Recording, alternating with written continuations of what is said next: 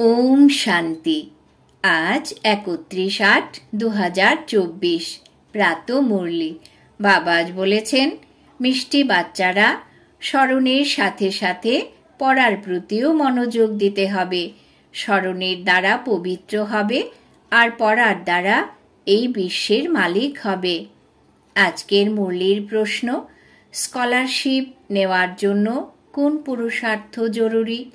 উত্তর, স্কলারশিপ নিতে হলে সব জিনিসের থেকে মমত্ব দূর করো। ধন, বাচ্চা, ঘর ইত্যাদি কোনো কিছুই যেন স্মরণে না আসে। শিব বাবাই যেন স্মরণে থাকে, সম্পূর্ণ সোহা। তখনই উচ্চ পদের প্রাপ্তি হবে। বুদ্ধিতে এই নেশা থাকা উচিত যে আমরা কত বড় পরীক্ষা পাশ করি, আমাদের পড়া কত উচ্চ, আর যিনি পড়ান তিনি স্বয়ং দুঃখহর্তা সুখকর্তা বাবা। ওই মোস্ট বিলাভেড আমাদের পড়াচ্ছেন। ওম শান্তি। আত্মাদের বাবা আত্মারূপী বাচ্চাদেরকে বোঝান, পড়ান। তাই বাচ্চাদের কত নেশা থাকা উচিত।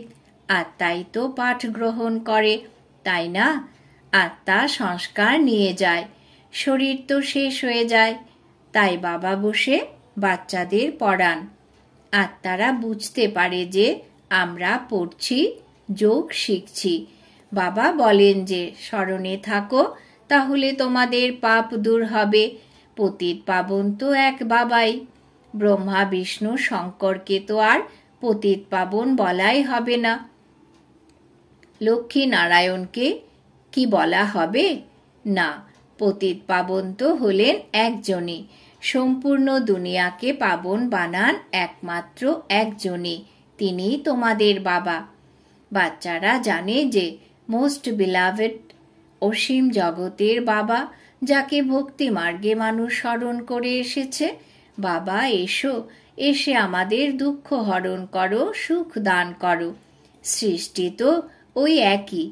এই চক্রে তো সবাইকে আসতেই হবে। 84 চক্র বাবাই বুঝিয়েছেন।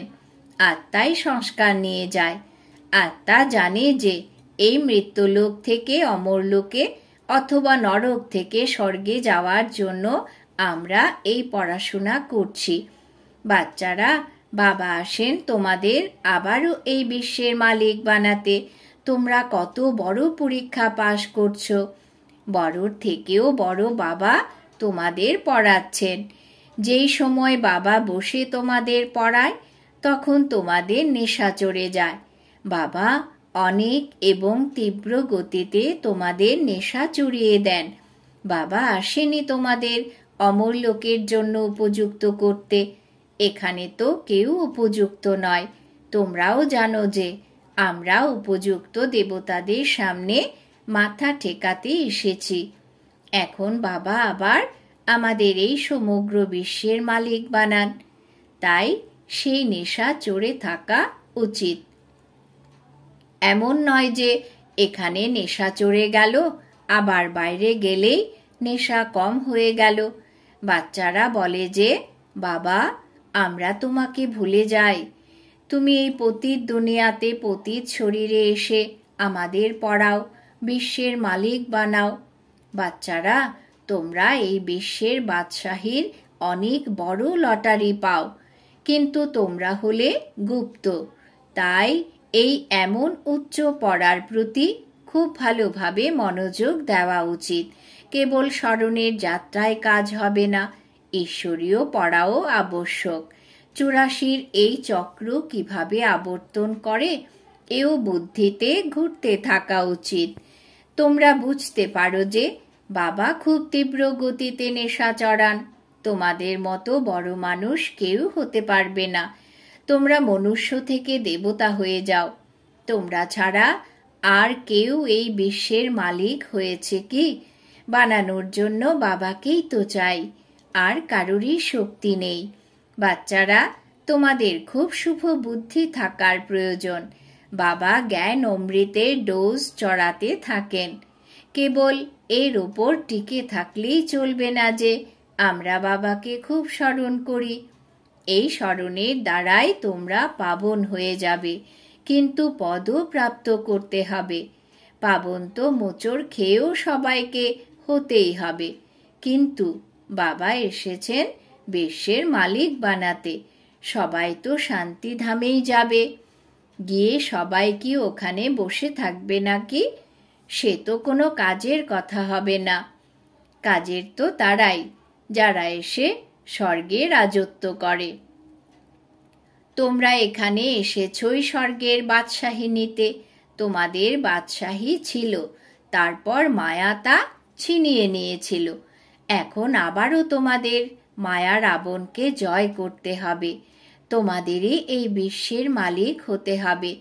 তোমাদের এখন রাবণকে জয় করতে হবে, কেননা তোমরা রাবণ রাজ্যে বিকারী হয়ে গেছো। তাই মানুষের তুলনা বানরের সঙ্গে করা হয়।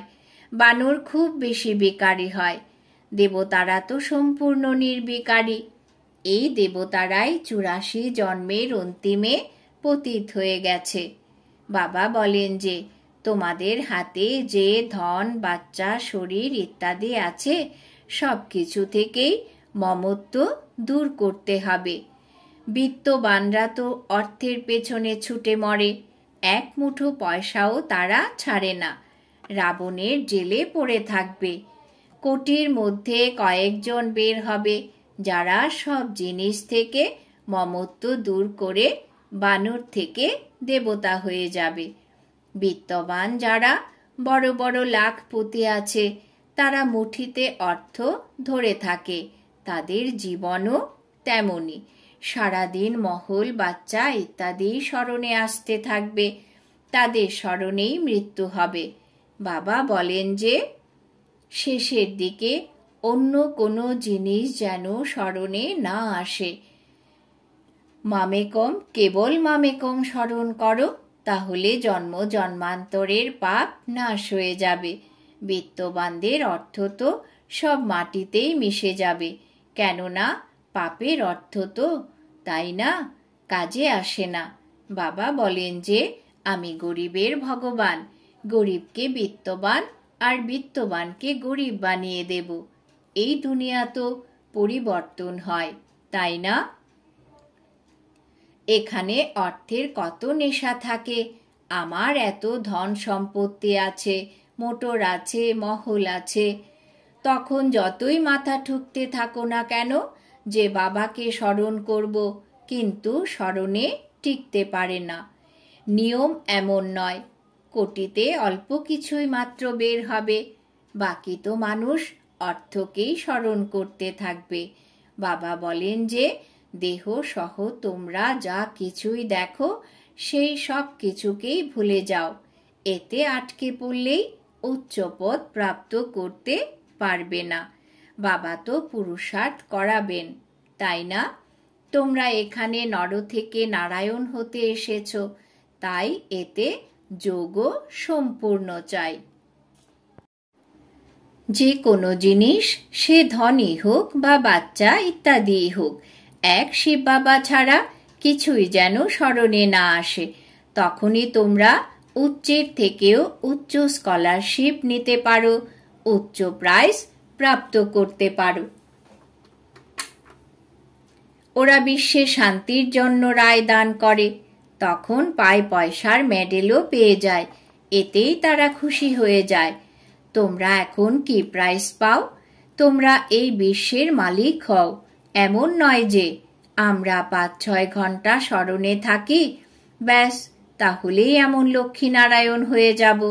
এমন নয়, এতে অনেক পরিশ্রম করতে হবে। এক শিব বাবারই যেন স্মরণ থাকে, আর পরের দিকে এক শিব বাবা ছাড়া কিছুই যেন স্মরণে না আসে। তোমরা অনেক বড় দেবতা তৈরি হচ্ছ। বাবা বুঝিয়েছেন যে তোমরাই পূজ্য ছিলে, তারপর মায়া তোমাদের পূজারী পতিত বানিয়ে দিয়েছে। মানুষ তোমাদের জিজ্ঞাসা করে, তোমরা কি ব্রহ্মাকে দেবতা মানো নাকি ভগবান বলে মানো? বলো, আমরা তো বলি না যে ব্রহ্মা ভগবান। তোমরা এসে বোঝো। তোমাদের কাছে খুব ভালো ভালো চিত্র আছে, ত্রিমূর্তি, গোলা আর কল্পবৃক্ষের চিত্র 1 নম্বর। শুরুর দিকের এই 2 চিত্র হলো প্রধান। এই 2 চিত্রই তোমাদের অনেক কাজে আসবে। লক্ষ্মীনারায়ণের চিত্র তোমরা বিলেতে নিয়ে যাও, এর থেকে তো ওরা জ্ঞান ধারণ করতে পারবে না। সব থেকে মুখ্য চিত্র হলো ত্রিমূর্তি, গোলক আর কল্পবৃক্ষ। এতে দেখানো হয়েছে কে কে কবে আসে, আদি সনাতন দেবী দেবতা ধর্ম কবে শেষ হয়, এরপর এক ধর্মের স্থাপনা কে করেন। অন্য সব ধর্মই শেষ হয়ে যায়।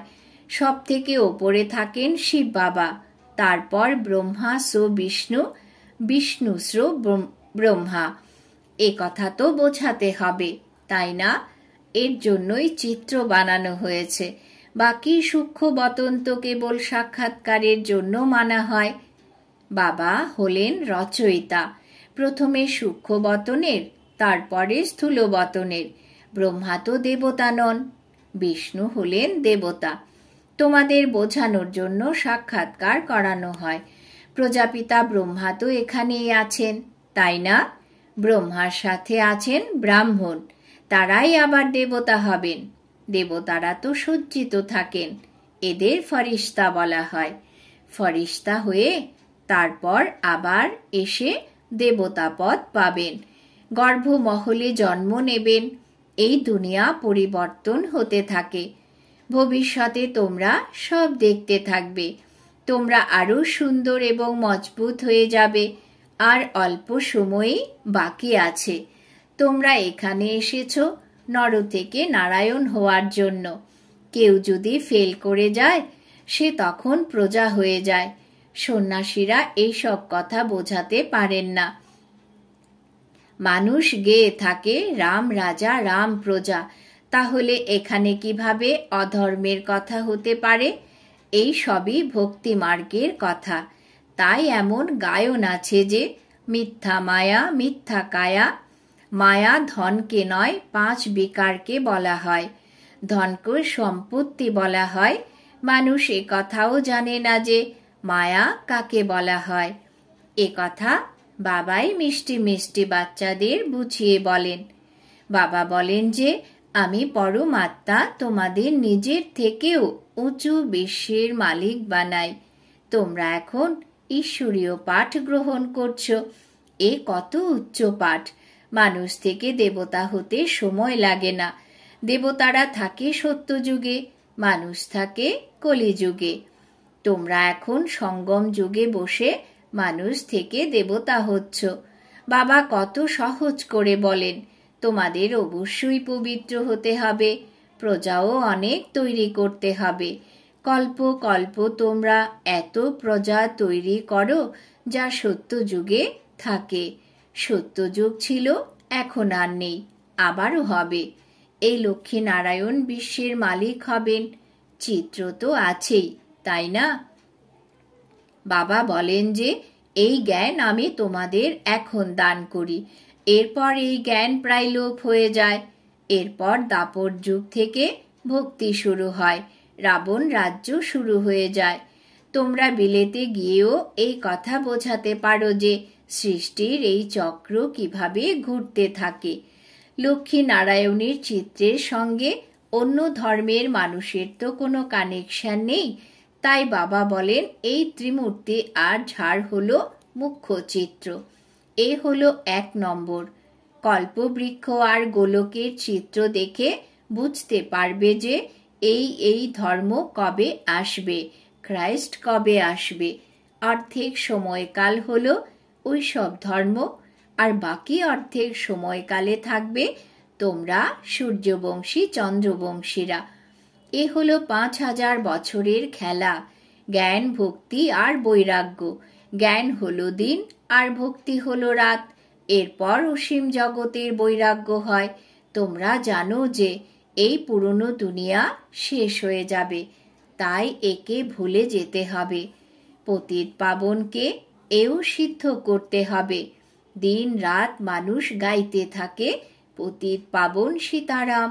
গান্ধীও গীতা পড়তেন, তিনিও এমন গাইতেন, হে পতিত পাবন, সীতাদের রাম, কেননা তোমরা সব সীতারা তো ব্রাইডস, তাই না? বাবা হলেন ব্রাইডগ্রুম। এরপর মানুষ বলে রঘুপতি রাঘব রাজারাম। এখন এই রাম তো ত্রেতার রাজা। এই সমস্ত কথাই দ্বিধায় ফেলে দিয়েছে। সবাই হাতে তালি দিয়ে গাইতে থাকে, আমিও গাইতাম। 1 বছর খাদির কাপড় পরতাম।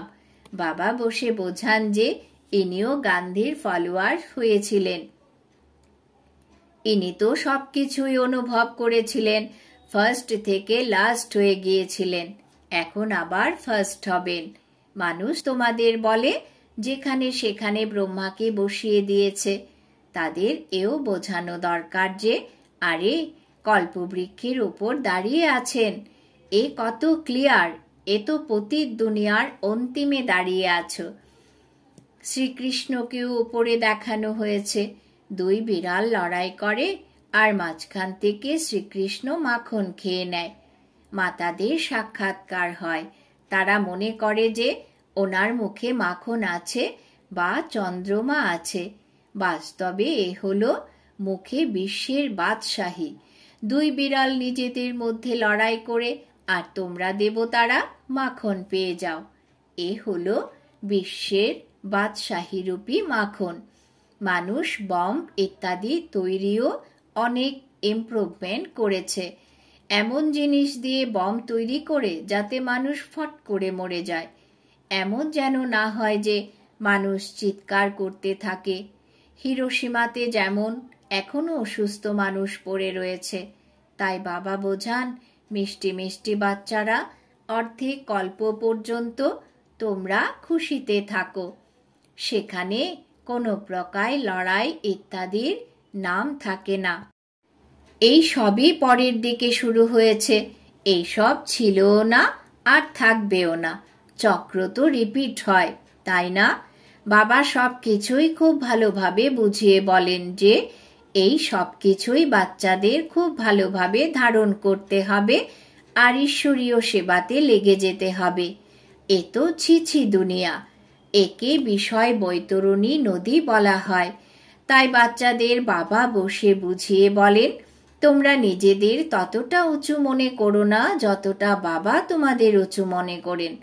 বাচ্চারা, তোমাদের খুব নেশা থাকা প্রয়োজন, কেননা তোমরা অনেক উচ্চ কুলের। আচ্ছা, মিষ্টি মিষ্টি হারানিধি বাচ্চাদের প্রতি মাতা পিতা বাপ দাদার স্মরণের স্নেহ সুমন আর সুপ্রভাত। আত্মাদের পিতা তার আত্মারূপী বাচ্চাদেরকে জানাচ্ছেন নমস্কার। আমরা আত্মারূপী বাচ্চারা আমাদের মাতা পিতা বাপ দাদাকে জানাই স্মরণের স্নেহ সুমন, সুপ্রভাত, নমস্কার। ধারণার জন্যে মুখ্য সার। 1 নম্বর, নিজের বুদ্ধিকে সুন্দর করার জন্য রোজ জ্ঞান অমৃতের ডোজ নিতে হবে। স্মরণের সঙ্গে সঙ্গে পড়ার প্রতিও অবশ্যই সম্পূর্ণ ধ্যান দিতে হবে, কেননা এই ঈশ্বরীয় পাঠের দ্বারাই উচ্চ পদ প্রাপ্ত হয়। 2 নম্বর, আমরা হলাম উচ্চ থেকেও উচ্চ কুলের, স্বয়ং ভগবান আমাদের পড়ান। এই নেশাতে থাকতে হবে, জ্ঞান ধারণ করে ঈশ্বরীয় সেবাতে লেগে যেতে হবে। বরদান। বাবা আজ বরদান দিয়েছেন, সন্তুষ্টতার বিশেষত্বের দ্বারা প্রতিটি কড়া পেপারে সফল হয়ে দৃঢ়তা সম্পন্ন ভব। সন্তুষ্টতার বিশেষত্বের দ্বারা প্রতিটি কড়া পেপারে সফল হয়ে দৃঢ়তা সম্পন্ন ভব। ব্যাখ্যা: সন্তুষ্টতা হলো ব্রাহ্মণদের বিশেষ লক্ষণ। যে পার্টি পেয়েছ তাতে সন্তুষ্ট থাকাই হলো সামনে এগিয়ে যাওয়া। কিছু যদি নিচে উপরে হয়ে যায়, কেউ যদি ইনসাল্টও করে দেয়, তবুও দাতার বাচ্চা কখনোই কোনো বিষয়ে অসন্তুষ্ট হতে পারে না। সে স্বয়ংও সন্তুষ্ট আর অন্যের প্রতিও সন্তুষ্ট থাকবে। এর জন্য দৃঢ়তা সম্পন্ন সংকল্প করো যে যতই কড়া পেপার এসে যাক না কেন, আমাকে সন্তুষ্ট থাকতেই হবে। তাহলেই সফল হতে থাকব। স্লোগান: হাসি খুশি সেই হয় যার হৃদয়ে সদা খুশির সূর্য উদিত থাকে। হাসি খুশি সেই হয় যার হৃদয়ে সদা খুশির সূর্য উদিত থাকে। আজকের সমান: আমি দৃঢ়তা সম্পন্ন আত্মা। ওম শান্তি।